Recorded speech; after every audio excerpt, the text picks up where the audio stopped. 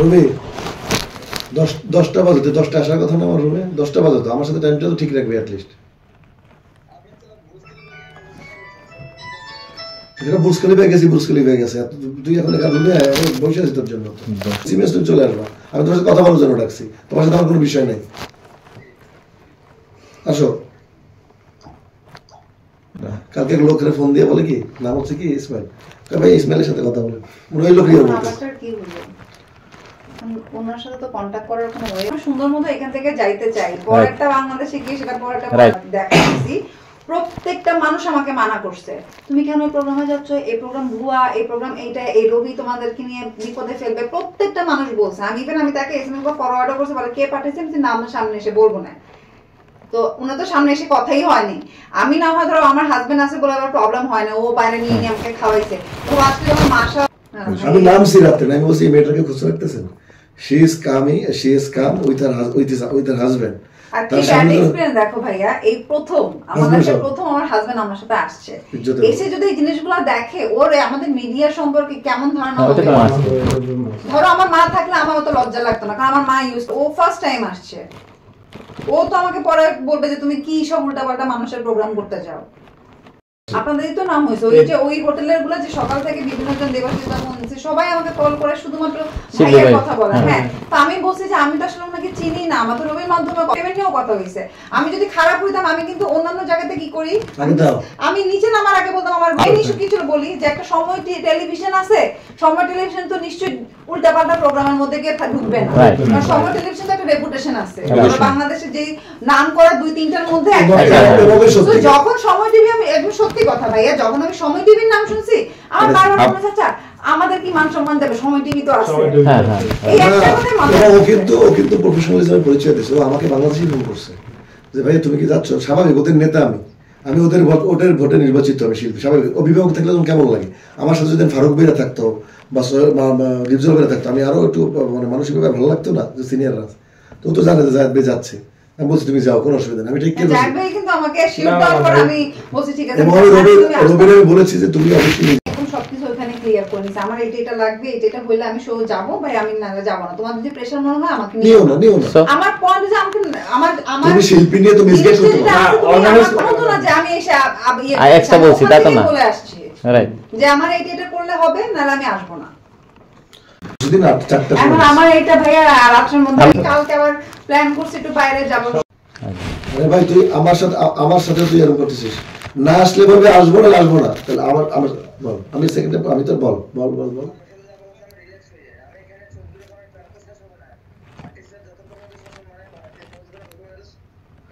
না, তুমি স্টেট আমার শোনো, এবার তুমি সব কথা বলে আসো, কিন্তু তোমার বাড়তি কিছু করে না, তুমি বলো, আমাকে বলো যে ভাইয়া আমার উপর একটা বাড়তি চাপ দিয়েছে অমুক শিল্পী, আমি তাদের নেতা হিসাবে আমি শাসন করবো, তুমি বলো আমাকে।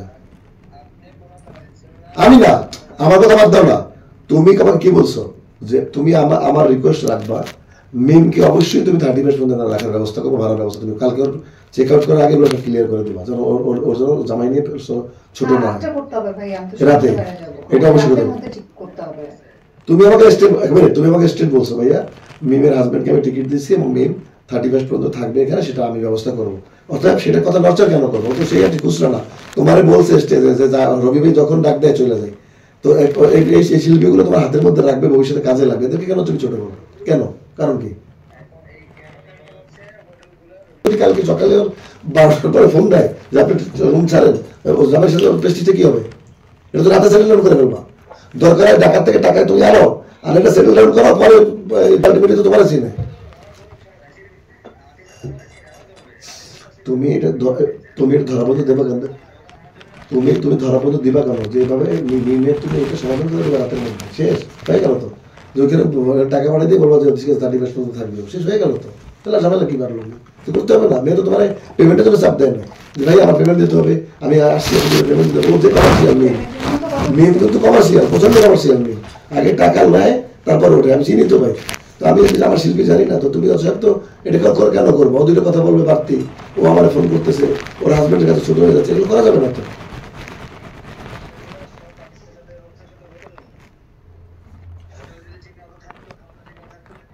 তুমি সবার বাজার মধ্যে লাগো কেন? তুমি বালসার লাগাইছো খুচরা 2 টাকার প্রস্টিটিউট, এছাড়া তুমি মিলমিনে মিলাবা জাহাজ করে তুমি লুসরা বেলে মিলাবা নাকি? বাল কেন ওদের কথা শোনাচ্ছ? বালবা ও বলে যাক বাল আনছো কেন সব বাল শিল্পী? তোমার মনোরঞ্জনের জন্য আল্লাহ আলাদা মনোরঞ্জনের জন্য আনো, তোমার দরকার কি খালি ভালো শিল্পী আনো? ওদের ক্যাটাগরি ট্র্যাক। তুমি এগুলো শোনাচ্ছ কেন অন্যদের কথা? আমাকে ভালো শিল্পী বলে মিম জায়েদ খান তোমাকে খাওয়া নিয়ে নাস্তা নিয়ে কিছু নিয়ে তোমাকে প্যারা দেয় নাই। পকেটের টাকা অলরেডি আমার 1.5 থেকে 2,000 দিরহাম চলে গেছে, ওই তোমার 3,000 চলে গেছে। তোমাকে জিজ্ঞেস করছি বলো আমি ভালো চলাফেরা করলে তো লাগে না? আমি তোমাকে বলছি তো তো তুমি তোমার রিকোয়েস্ট কি? তুমি এটা ঠিক করবা? আমার একটা সম্মান না? তুমি ছোট হয়ে তোমার 2টা কথা বলে ভাবতি আমার ইজ্জত যায় না? এটা তোমাকে তুমি গাইড করতে চাই, তুমি পরে শিল্পীর সাথে মারামারি করো, শিল্পীদের তো সম্মান সভা। কালকে তো চাবি, কালকে তো রুম আটকে ফেলে, ওর চাবি লাখ হয়ে যায়, কি হবে এই মেয়েটা? তাহলে কেন থেকে তোমাকে ফল দিতেছে? তুমি থাকবে কেন তারা? তুমি কেন রুম টানবা? তোমার তো বলা হচ্ছে যে পরের দিন চলে যাবো। সিঙ্গাপুর পাঠাই দাও, সিঙ্গাপুর না আমেরিকা যায়, পাঠাই দাও না, অসুবিধা কি? কালকে চলে যাক, কিন্তু মিনিমাম তো কালকে পর্যন্ত রুম, তখন তো কালকে থেকে রুম আটকে দেবে, বাড়াও। হ্যাঁ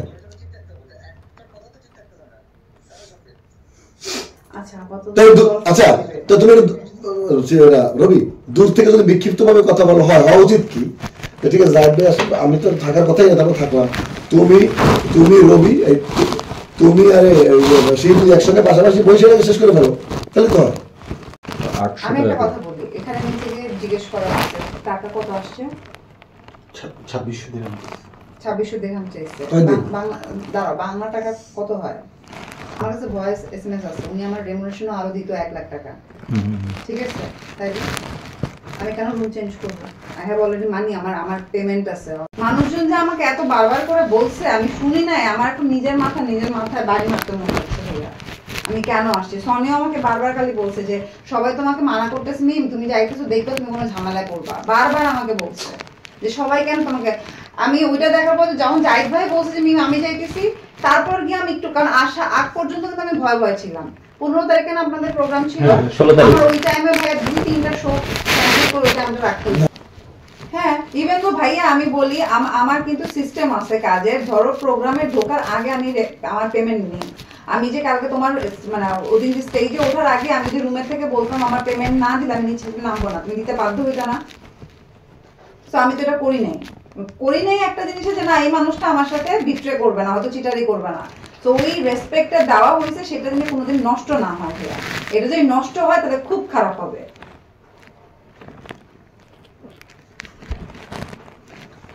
এখন আমি অত কিছু বুঝি না ভাইয়া, আমার রাত্রে প্রবলেম সলভ করতে হবে। আমি রবি ভাইয়া আমি কোনো কিছু শুনতে চাই না। আমি আমি যখন আসছি তখন কি আমি অন্য সেকেন্ড রবি নাম ছাড়া আর কারো কে চিনতাম? তাইলে আমার তো যা কথা আমার তোমার ভাইয়া, আমার কেন আমাকে রুমে ফোন করে বলবে যে কালকে চেক আউট? এটা কেন আমাকে শুনতে হবে? আমি আমার জীবনের প্রথম আমার হাজবেন্ড নিয়ে আসছি একটা প্রোগ্রামে, সো সেখানে এসে যদি আমি ছোট হইতাম আমার কেমনটা লাগবে বলো? সো আমাকে এখন আসো ভাইয়া, এসে আমার রাত্রের মধ্যে আমার প্রবলেম সলভ করো।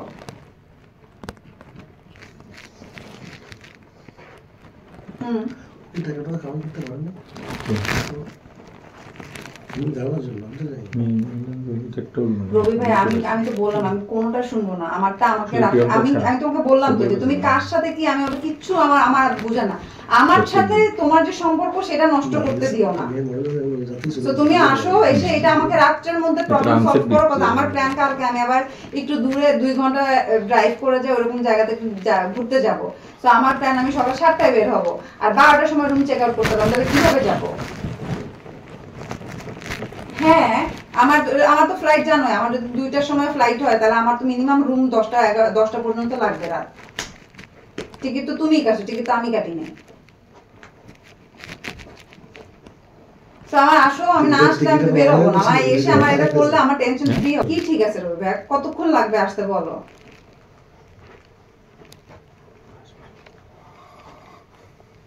হ্যাঁ তাহলে আমারটা তুমি তাড়াতাড়ি করো ভাই, আমার মাথা পুরো গরম হয়ে আছে।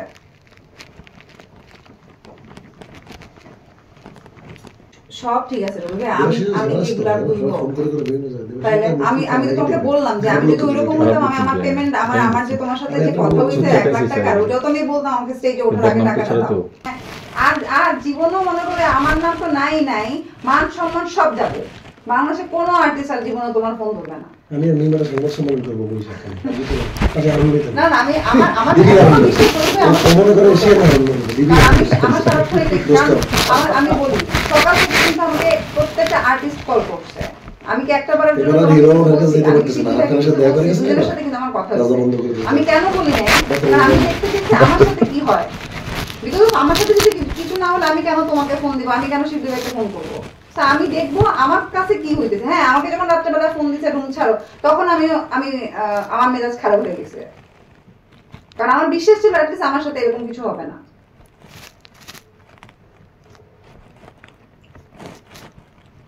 সেটা তো আমার দেখার বিষয় না ভাইয়া, কে রুম করছে এটা, আমি তো কথা বলছি তোমার সাথে। হ্যাঁ আমাকে এখন এই রাতের মধ্যে প্রবলেম সলভ করে দাও ভাইয়া। রবি বল, রবি বল তুই আমার এখন বল জাহিদ ভাই আপনি আমাকে পেন দিতেছেন, আপনি এটা অন্যায় হয়েছে, একটা যদি দেখাইতে পারিস আমি আর জীবনে এটা তোর বলতে চাই না, আমি বলতে চাই তোর এই শিল্পীগুলো আজীবন লাগবে, তুই এলেনই শিখছিস কাজ, হাতে বড় আবার সালমান খানের ব্রেসলেট, তো মোটামুটি তোর এই ধরুন আবার তোর এই জিনিসগুলো লাগবে, যেটা কাজের জন্য আমার লাগবে না, তুই এরকম দরকারটা কি এগুলো করো। মিম অলরেডি তোর ভয়েস এসএমএস রেডি করে রাখতেছে, এগুলো আপাতত হারুন ভাইয়ের কাছে পাঠাই ওটা বাদ দাও। বোন যেহেতু বলেই দিয়েছি তোর জামাই আছে, ইজ্জত রাখারও দায়িত্ব তোর, দরকারে ব্যাংকের কার্ডটা ঘষা দিয়ে টাকা উঠা, কেউ স্পন্সর পরে দেবে না, টাকা উঠে দিয়ে অন্তত কালকে তো দিছে না, গন্ধ সরে যাচ্ছে রবি, সমস্ত দায়িত্ব দোষটা তোর যাবে, তোর প্রোগ্রাম 100% বয়কট করবে টিঙ্কুর মতো। তুই কম না যে ইন্ডিয়ান আর্টিস্টটা নেবো, শাহরুখ খান নিয়ে এসে করবো, এটা খালি আওয়াজ, খালি আওয়াজ, অনেক কিছু পরে করিস, কিন্তু তোর দেশের শিল্পীর সম্মান রক্ষা কর। এরা এখন যদি সবাই মিলা এটা তোর খারাপ জানে, তোর মারাত্মক এটা রেপুটেশন নষ্ট হয়ে যাবে। আর দেওয়া তো সুযোগ তুই করে দিচ্ছিস, আর অদ্ভুত কথা বলে, যদি সিরাজউদ্দৌলা যদি বঙ্গবন্ধু যদি সুযোগ না দিত ওই সালে ওই খারাপ আর্মি গুলো তাহলে কি এসে মারতে পারতো? তুই কথা বলার সুযোগ করে দিচ্ছিস, মিম আস্তে আস্তে তোর বিরক্ত হয়ে যাচ্ছে না, আমি বিরক্ত হয়ে যাচ্ছি না, তখন তো শত্রুরা ঘি ঢালতে চাইবেই, তুই তারা কিন্তু বন্ধ করে দিবি সব। তুই বল যে না ভাই আমি পারবো না, মাফ করে দেন, ও টাকা দিয়ে ফেলে থাকুক না বাইরে যায়, সেটা বল, তাহলে তো হয়। একটা লাইন তো থাকবি, হয় আর্জেন্টিনা করবি না ব্রাজিল করবি, তুই দুই দলে আসো, যে গোল দেবে তার দলে, এটা তো হবে না। একটা দল তো বাঁচবি, যে মিম হয়তো থাক আমি পারতেছি না ভাই, তুমি তোমার জামাই নিয়ে যেভাবে বলো রাস্তায় নামো, অথবা গিয়ে ভিক্ষা করো, তোমার বাবা দুইবার ভাড়া দাও, আর না হলে ভাই আমি দিতেছি, তুই চিন্তা করিস না, আমি রবি যতদিন বাইচে আছি তুই থাকবি, যদি কথা দিছি আমি। এমন না যে মিম তোর কাছে উল্টা পাল্টা করতেছে, ভাইয়া ফাঁসাইতে চাইছে, এখন দেখেন মিম একটা কথা ছিল একরকম, এখন নাইমা বলে আর এক রকম, সেটাও তো করতেছে না, তার দোষটা কোথায় আমার বল? স্পন্সরের টাকা আসে নাই, স্পন্সর আবার বলবে কি জানতে ডিম আগে না মুরগি আগে, আবার স্পন্সর করতেছে কি ভালো অনুষ্ঠান হয় নাই, নাচ কই মেয়েদের কোমর ডুলানো, তারপর হচ্ছে আমাদেরকে ভালো করে অ্যাওয়ার্ড দেওয়া হয় না কারো হাত দিয়ে, ঘটনা তো এক এক জায়গায় এখন ঘুরতেছে, কিন্তু আলটিমেটলি তো শিল্পীরা সাফার হবে, বা আলটিমেটলি তুই সাফার হবি অ্যাটলিস্ট এক সময়। আমি যা বলি তোর ভাই হিসেবে বলি, তুই বলছিস যে 1 মাস ধরে একটা লোক আমাকে ফোন করছে জায়েদ খান, আমি আজও ধরে যেগুলো বলতেছি ভালোর জন্য, মার্কেটে এটা রেপুটেশন খারাপ করিস না। এখন তোর মনে হইতেছে তোর মাল কি যায় আসবে, আমি রবি স্যুট পরে হাতে ব্যস্ত পরে ঘুরতেছি, কচি কচি মেয়ে আমার হাত ধরে, কিছু থাকবে না, এক সময় হারাই যাবে একদম। মিডিয়া কম থেকে সফল চৌধুরীর লোক এত সেম করে শাহরুখ খান না ঘুরে বেড়ায়, কেউ তার ফোন ধরে না, তো লাভ কি? ইতিহাস কিন্তু ক্ষমা করে না। তুই কি বলিস না বলিস এখন? না না না, এটা অন্য নাটকে যাস না, বোন মধ্যে বলছিল অন্য কোথাও যাবে, তুই তো আমার শুরুতে একই বলছিস ভাই মিম তার হাজবেন্ড 30 মতো থাকবে, তুই তো আমার এই গল্পতেই রাখছিস।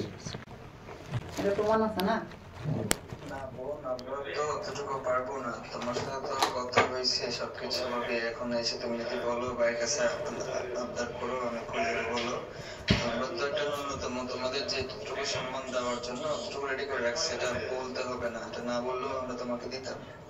আমি তো আমার এই যে পুনর্জন্মের জন্য আমি বড়দের একটা গিফট রাখছিলাম, তোমার যে অ্যামাউন্টটা দেবে এর চেয়ে বেশি হইতে হবে। তুমি যেহেতু টাকা পয়সা চাচ্ছ, সো আমরা 1 লাখ করে সবার জন্য বাজেট করে দিচ্ছি।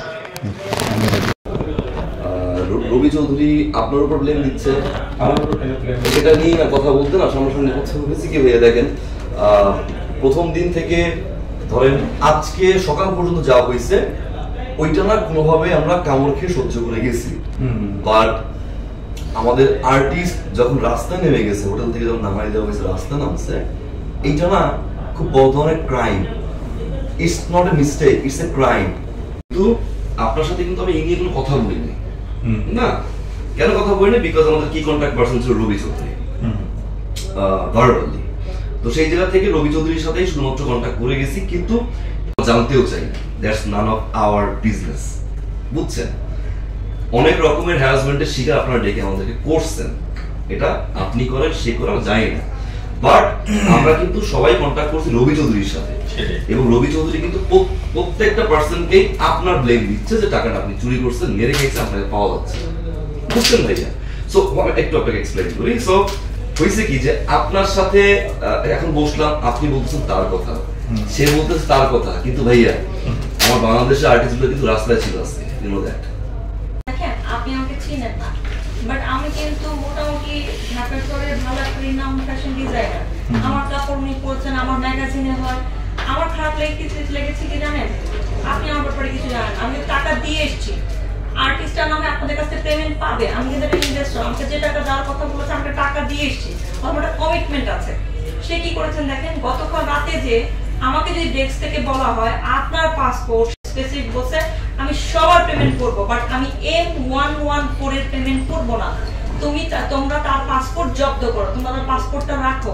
তারপরে কি হয়, আমি যখন রাতের বেলা এসেছি আমাকে কি বলতেছে, আপনার পাসপোর্টটা দেন, একটু আপডেট করে দিব একটা দিনের জন্য। ওকে ফাইন, ঠিক আছে। উনি আমার সাথে ছিলেন, উনি বললেন কি যে কালকে সকালে না, we need it right now. তখন 4টা বাজে অলমোস্ট, আমাদের কিছু কাজ শেষ করে 4টা বাজে বলো we need it right now. তখন ঠিক আছে আসেন রুমে নিয়ে যান। আমার পাসপোর্টটা নিয়ে এসে রেখে দিয়ে আমাকে আমি বললাম যখন নিতে আসলাম কতক্ষণ লাগবে, 20 মিনিট। আমি 1 ঘন্টা না ঘুমিয়ে আমার 5টা পর্যন্ত জেগে আছি। 5টার দিকে আমি নিচে নেমেছি, আমি বলছিলাম পাসপোর্টটা দিচ্ছেন না যে, কারণ আমাকে আরো কিছু পেমেন্ট করতে হবে, কারণ সে আমার শো স্টপার ছিল, তাকে আমার আমাকে আমার পে করতে হবে। আমি বলছি আমাকে ডলার আসবে সকালবেলা, আমার তো যে ওয়েস্টার্ন থেকে টাকা আনতে হবে, তো টাকাটা আনতে হবে, আমাকে একটু আমার পাসপোর্টটা দেন। তখন সে বলছে M114 এর 930 দিরহাম উনি পে করবে না, ওনার পাসপোর্টটা জব্দ করে। তারপরে ওনারা আমাকে বলছে আপনার মতো গেস্ট আমাদের প্রয়োজন নেই, আমাকে যা তা বলে অপমান করা হয়েছে। অপমান করার পর আমি তখন ওনাকে ফোন করাইছি, রবি ভাইকে ফোন করাইছি। আপনি তখন বলছেন ভাইয়া we don't need this explanation, we are done with it. আমরা এত শো করছি লাইফে, we never faced this kind of problem. এই কথাটা কমপ্লিট হয়, আমি কিন্তু কন্টিনিউ রহিম ভাই যখন বলছে ফারিয়াপুর দায়িত্বটা কিন্তু আমি এখানে পালন করছি, যতটুকু পারছি, ওনার সম্মান দেওয়া দায়িত্বটা। ওনাকে উনি বারবার ফোন দিতে রাজিক আমার টিকেটের কি হবে, আমার টিকেটের কি হবে, আমার টিকেটের কি হবে। লাস্ট পর্যায়ে পর্যন্ত দেখা গেল যে লাস্ট টাইমে এসে ওনার টিকেটটা ক্যান্সেল, টিকেটটা কনফার্ম না। তখন ফারিয়াপু মনে করেন একবারে অবস্থা খারাপ, কারণ অন্যান্য প্রোগ্রাম আছে। তখন রহিম ভাই বললো কি করা যায় রাজিক, আমি বললাম ভাই আমি টিকেট করে দিচ্ছি, আমি টিকেট করে দিচ্ছি। এবং এর আগে আপনাদের সাথে আমি যোগাযোগ করছি, বলছি এবং আপনাকে কনফারেন্স করাইছি, বলছি ভাই আপনাকে ভাই পাচ্ছে না, আমি কনফারেন্স করে দিচ্ছি, আপনি একটু কথা বলেন রহিম ভাইয়ের সাথে। রহিম ভাই আপনার সাথে কথাবার্তা বলছে, এবং কথাবার্তা এটাই হয়েছে যে ভাই রাজীব টিকেট কনফার্ম করে ফেলছে, আপনারা তো টিকেটটা কনফার্ম করে দেন নাই। রবি আমার ফোন ধরতেছে না, আপনি আমার ফোন। ভাই আপনি তো শোয়ের আগে আমরা আপনার সাথে এভাবে ইন্ট্রোডিউস হইছি that you are part of this show, right? আপনি অর্গানাইজ করছেন। এখন আপনি যদি শোয়ের পর বলেন যে আপনি রেসপন্সিবল না, তাহলে আমাদের কি করণীয় আমাকে বলেন, আমাকে বলেন। আপনারা তো একটা সিডি গ্রেডের আর্টিস্ট আনেন নাই, আপনারা যারা সম্মান নিয়ে চলে ইন্ডাস্ট্রিতে বাংলাদেশে, তাদেরকে আপনারা এখানে নিয়ে আসেন। তারা কি এখন এখানে অপমানিত হয় না? এখন যদি প্রয়োজন অবশ্যই যাবো, প্রয়োজন হয়ে গেছে, তোমাকে তুলে নিয়ে আসবে। এখন তুমি এমনি আসবে না, তুলে নিয়ে আসবে, এটা বলো। তোমার এই প্রবলেম সলভ না করে এখান থেকে কেউ যাবে না। এখন তুমি বলো, তুমি যেটা বলবো ওটাই হবে। প্রবলেম মানে প্রবলেম আমরা এই যে বলতেছি আর কি, প্রবলেম হয়ে যাচ্ছে তোমার। তোমাকে ওই আদার ওয়েতে যদি নিয়ে আসে, তার থেকে নর্মাল ওয়েতে আসা ভালো না? বুক ফুলায় হ্যাঁ আসো, ওখানে আসো, ভালো হবে তোমার জন্য বলতেছি, নাহলে পুরো জিনিসটা খারাপ হয়ে যাবে। এখন তুমি চলে আসো, আমি ভাই তোমার ভালোর জন্য বলছি, এখন আর হাতে নাই কিছু। আমি চেষ্টা করেছি, ঠিক আছে, ঠিক আছে, আমি দেখি তোমার সততার জায়গাটা কতটুকু, তোমাকে সময় দিছি, তুমি আসো না, ঠিক আছে? হ্যাঁ আসো, ওখানেই আসো।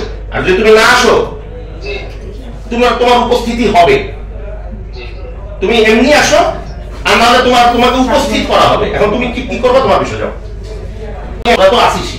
নরমাল আমি যদি বলি অনেককে বিখ্যাত করে দিতে পারি, আমি 2 মিনিট লাগবে আমার। এখন এটাই কি তারা হইতে চায় কিনা যাই না, আই ডোন্ট নো। এই ইন্টেনশন থাকবে ডিফারেন্ট কেস। আবার দেখলাম আপনি ফারান ভাই, আপনার কাছে কি মনে হয়েছে? আমাকে একটা বললো না, আর্টিস্ট নিয়ে আসছে, আপনি আর্টিস্ট তো আসছে, রবির সাথে কথা বললাম।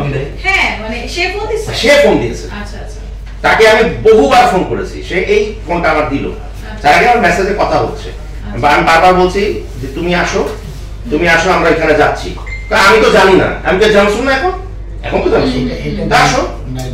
হয়তো নিজে ফোন দিল, হ্যাঁ, ও আজকে এবার না না না, তারপরে আগুলা বলে না, সবুজ ভাই তো আমাকে বলে না, না না, আরে এমনি তো আমাদের সামনে তো বললেন, গতকাল একটা তো আমি জানি না, আজকে একটা তো আপনি আমাদের সামনে, ফারান ছিল সম্ভবত, সামনে বলে বললেন। আমি যে উনি যখন বলতেছে তখন কিন্তু আমি পাশে দাঁড়ানো, ও একটা মিথ্যুক আসলে। এখন মিথ্যার পরিমাণ আসলে পুরোটা না কতটুকু, ওটা একটু আমরা জানি, তারপরে সলিউশনে যাব। আমি আগে জানবো যে ভুলটা কোথায়, সলিউশনে তারপরে যাব। কারণ আপনি আমাকে দেখছেন না সেই সময় আমার মুখে যেহেতু ফেসটা কেন আমি করছি বলেন, আমাকে যেন ব্লাফ দিয়ে নিবে, মিথ্যা কথা বলে কেন নিবে? আর আমি বুঝলাম, আমাকে একটা উত্তর দেন। আমার $930 930 দিরহাম কালকে বলতেছে বাকি, আজকে আমি 2500 দিরহাম তাকে দিছি, তাহলে আমারটা কেন পে হলো না? বাকি আমি সব সময় স্টেজে ওঠার আগে I take payment all the time, otherwise আমি স্টেজেই উঠি না। This is my rules, right? এবার তার বিহেভিয়ার, বোন এই সেই করে আমি তাকে বলছি পেমেন্টের কথা, বাট স্টিল এখন পর্যন্ত, গতকালকের পর্যন্ত সে আমি আসতেছি বোন, আমি ঝামেলা আছি বোন, সব রেকর্ডিং আছে আমার কাছে।